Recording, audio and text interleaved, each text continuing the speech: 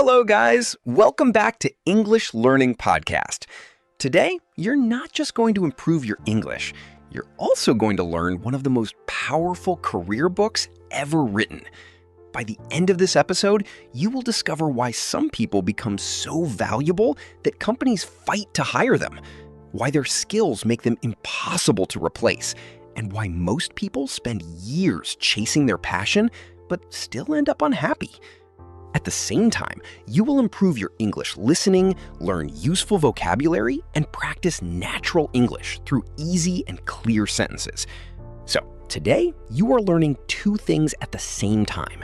You are improving your English, and you are learning life-changing ideas. I will speak slowly and clearly. Don't worry if you don't understand every word. Just keep listening. Every time you replay this episode, your English will become stronger. And every minute you listen, you will understand this amazing book even better. So, take a deep breath and let's begin. Chapter 1. The passion hypothesis is wrong. We are now entering the first big idea of this book. Cal Newport calls it one of the biggest career mistakes people make. The mistake is simple. People believe that somewhere in the world, there is one perfect job made just for them. They believe that once they find it, they will finally become happy. This belief is called the passion hypothesis. The passion hypothesis is the idea that if you find your passion, success and happiness will naturally follow. At first, this sounds wonderful. After all, who doesn't want to love their work? But here's the problem. There is almost no strong evidence that this idea works for most people. Instead, many people spend years searching for a magical passion that never appears. They quit one job, start another, learn one skill, then suddenly lose interest.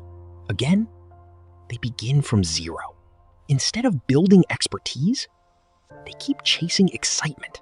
And years later, they wonder why their career has not moved forward. A simple example. Imagine two friends. Alex and Daniel graduate from university at the same time. Alex believes, I will never work unless I find my true passion. So he keeps changing jobs. He tries photography, then graphic design, then drop shipping, then YouTube, then coding. Every few months he says, maybe this isn't my passion. 10 years later, Alex has tried many things, but he has mastered nothing. Now let's look at Daniel. Daniel chooses one valuable skill. He doesn't love it in the beginning. In fact, sometimes it feels difficult. Sometimes it even feels boring. But instead of quitting, he keeps improving. Every day, he becomes just 1% better. 5 years later, people start recommending him. His clients trust him. His salary increases. New opportunities arrive. Why does this happen? Our brain loves progress. When we become better at something, we naturally enjoy it more. Think about riding a bicycle. The first day, you fall. You lose balance. You feel scared. It isn't fun. But after weeks of practice, you ride confidently. Now it feels exciting. The bicycle didn't change. You changed. The same thing happens with work. As your skill grows, your confidence grows. As confidence grows, your enjoyment grows.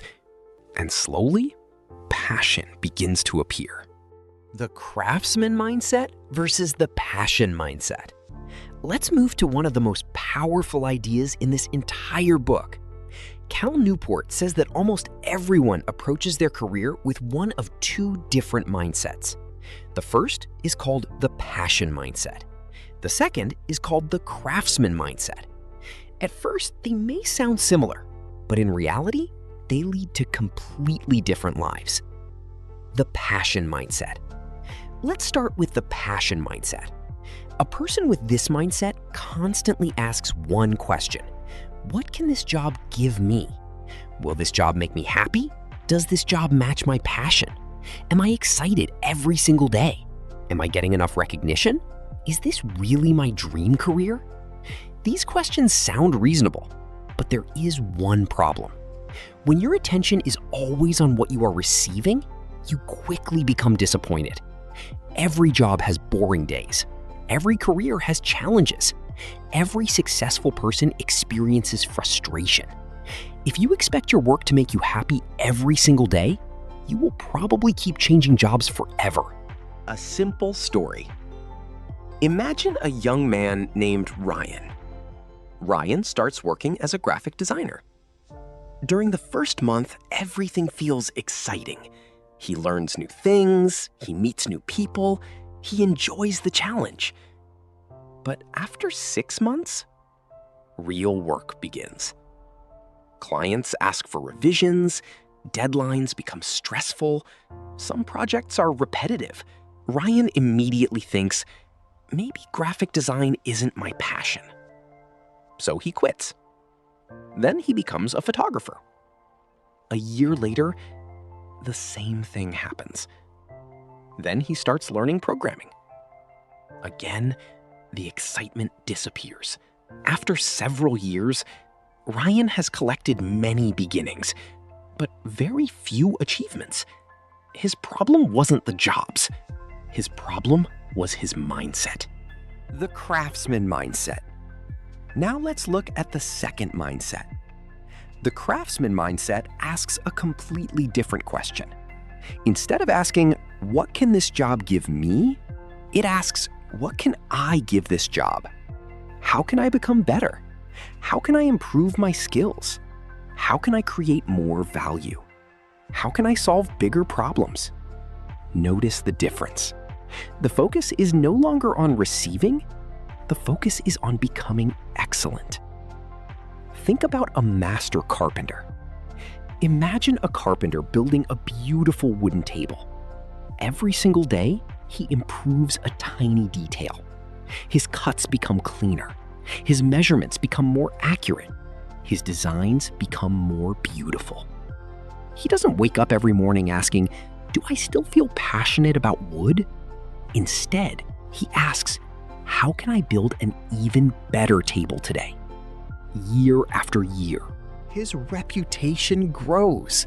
People travel long distances just to buy his work. Not because he chased passion, but because he chased excellence. Why the craftsman mindset works? Here's something interesting. The world rewards people who solve problems.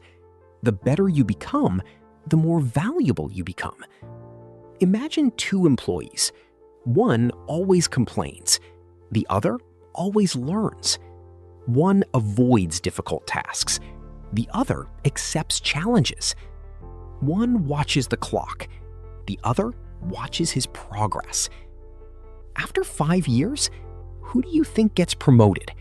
Who earns more money? Who receives better opportunities? The answer is obvious. The person who keeps improving. Because value always attracts opportunity. How this applies to English learning. Now, let's connect this idea to your English journey. Many learners have the passion mindset. They say, English is boring. Learning grammar isn't fun. I don't feel motivated today. So they stop. Weeks become months. Months become years, and their English never improves. Now imagine another learner. He practices just 20 minutes every day. Some days he feels motivated. Some days he doesn't, but he continues anyway. He learns one new word, reads one page, listens to one podcast, speaks for 5 minutes. 1 year later, his English is completely different. Not because he had more passion, but because he kept improving his skills. That is exactly how mastery is built. Part 4. Career Capital, the real secret to loving your work. Now, we have reached the heart of this book. If you remember only one idea from today's episode, remember this one. Cal Newport says that successful people don't build great careers by chasing passion. They build great careers by collecting something he calls career capital. This is one of the most important concepts in the entire book. So let's make it simple. What is career capital? Career capital means rare and valuable skills that make other people need you. Think of it like money. When you save money, you can buy more choices. You can travel, start a business, buy a house. Money gives you freedom. Career capital works in the same way. Instead of saving dollars, you save skills. Every new skill is like putting money into your career bank account. The more valuable your skills become, the more opportunities you can buy. Let's imagine two people. Imagine Sarah and Michael. Sarah wants freedom. She wants to work from home, choose her own projects, earn a high income, travel whenever she wants. But she has one problem. She has very few valuable skills. She expects freedom before creating value. Now, let's look at Michael. For several years, he studies programming. He improves his communication. He learns how to solve difficult problems. He keeps learning even when nobody is watching. At first, his progress is slow. Sometimes he feels frustrated. Sometimes he wonders if all the hard work is worth it. But he continues. After a few years, companies start calling him. Clients recommend him. People trust him with important projects. Now, Michael has choices. He can negotiate a better salary. He can become a freelancer. He can even start his own company. What changed? Not luck, not passion. His career capital became valuable. Why companies pay more? Think about this question. Why does one doctor earn much more than another? Why do some designers charge 10 times more than others? Why are some athletes paid millions? The answer is simple. Because their skills are rare, and rare skills create high value. People don't pay for effort. They pay for results. They pay for expertise. The more difficult your skill is to replace, the more valuable you become. The investment mindset. Imagine planting a mango tree. On the first day, you see nothing. After 1 week, almost nothing changes. After 1 month, still very little. If you become impatient, you may stop watering the tree. But the person who continues, day after day, month after month, will eventually enjoy the fruit. Skills work exactly the same way. Every hour you practice, you are planting another seed. Most people quit before the harvest.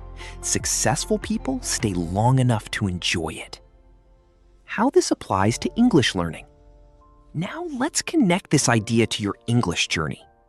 Many learners ask, when will I become fluent? But a better question is, what valuable English skill am I building today? Maybe today you learn 5 new words. Tomorrow, you improve your pronunciation. Next week, you speak for 5 minutes without stopping. These small improvements become your career capital. One day, you can confidently attend an interview, study abroad, work for an international company, or communicate with people from around the world. English itself becomes one of your most valuable career assets. Part 5. Control. Why freedom must be earned. Now, let's continue with another life-changing idea from this book. Almost everyone wants the same thing: more freedom, more flexibility, more control over their time. Imagine waking up every morning, not because an alarm forces you to, but because you are excited to start your day. Imagine choosing your own projects, working from anywhere, taking a vacation whenever you need one. Most people dream about this life, but here's the question: why do only a small number of people actually have it? Cal Newport says the answer is simple. Freedom is not given. Freedom is earned. What does control mean? Control means having the ability to decide how you spend your time, It means making important decisions about your work. Instead of your job controlling your life, you begin controlling your job. Think about that for a moment. Isn't that what almost everyone wants? Not just more money, but more freedom, more independence, more choices. According to Cal Newport, control is one of the biggest reasons people eventually love their work. The control trap. But here's where many people make a serious mistake. They want freedom before they create value. Imagine a young employee who has only worked for 3 months. One day he tells his boss, "I want to work only 3 days a week. I want a higher salary. I want complete freedom." Will the company agree? Probably not. Why? Because he hasn't earned that freedom yet. Now, imagine another employee. She has spent 5 years becoming excellent. She solves difficult problems, clients trust her, her manager depends on her. Now, if she asks for flexible hours, there is a much greater chance the company will say yes. Why? Because losing her would be expensive. Her skills give her bargaining power. That is career capital in action. A real-life example. Think about a famous chef. At the beginning of his career, he doesn't choose his own schedule. He works long hours, he learns from experienced chefs. He practices every day. He makes mistakes, he improves. Years later, people visit his restaurant because of his name. Now he can decide when to open his restaurant, what food to serve, which projects to accept. The freedom came later, not first. The dangerous shortcut. Many people want shortcuts. They quit their jobs too early. They start businesses without valuable skills. They chase freedom without preparation. For a short time, it feels exciting, but excitement is not enough. Without valuable skills, freedom is difficult to keep. How this applies to English learning. Let's connect this idea to your English journey. Many learners say, "I want to speak English confidently. I want to work for an international company. I want to travel the world." These are wonderful goals, but confidence doesn't appear overnight. Freedom doesn't appear overnight. You earn them. Every podcast you listen to, every sentence you repeat, every mistake you correct, every conversation you practice is building the skills that will eventually give you confidence. One day, speaking English will no longer feel scary. It will feel natural. Not because you wished for it, but because you earned it. Complete summary. So, my friends, before we finish today's episode, let's take one last moment to remember everything we have learned together. Because knowing an idea is helpful, but remembering it and applying it is what truly changes your life. Lesson number 1. Passion is not the starting point. Most people believe they must first discover their passion, but Cal Newport teaches us something different. Passion often comes after you become skilled. So don't wait for the perfect feeling. Start improving. Take action. Master your craft, and let passion grow naturally. Lesson number 2. We learned about 2 completely different ways of thinking. The passion mindset asks, what can this job give me? The craftsman mindset asks, how can I become better at this job? Successful people focus on creating value, not on chasing excitement. Every day they ask, how can I improve? That simple question changes everything. Lesson number 3. Then we discovered one of the most powerful ideas in the entire book, career capital. Career capital means building rare and valuable skills. Every hour of practice, every mistake you learn from, every problem you solve adds value to your career. And one day, those skills become opportunities. People begin to notice your work. They trust you. They respect you. Because excellence is difficult to ignore. Lesson number 4. Then we talked about control. Everyone wants freedom, but freedom is earned. First, you become valuable. Then, you gain choices. The more value you create, the more control you have over your career and your life. Remember this sentence: mastery creates value. Value creates freedom. Lesson number 5. Finally, we learned about mission. A mission gives your work meaning. It turns an ordinary career into an extraordinary one. But your mission usually doesn't appear on the first day. It grows from years of learning, working, and improving. The better you become, the clearer your mission becomes. My friends, never underestimate the power of becoming just 1% better each day. The world doesn't ignore people who are truly excellent. It notices them, it respects them, it rewards them. So don't spend your life chasing passion. Spend your life becoming so good that people simply can't ignore you. Because in the end, your future is not built by what you wish for.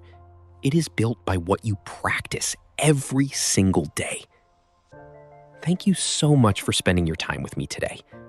If you enjoyed this episode and found it helpful for both your English and your personal growth, don't forget to support the channel by liking this video, subscribing, and sharing it with someone who wants to improve their life and their English at the same time.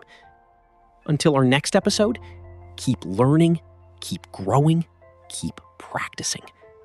And remember, the best investment you will ever make is the investment you make in yourself. Take care, and I'll see you in the next English Learning Podcast.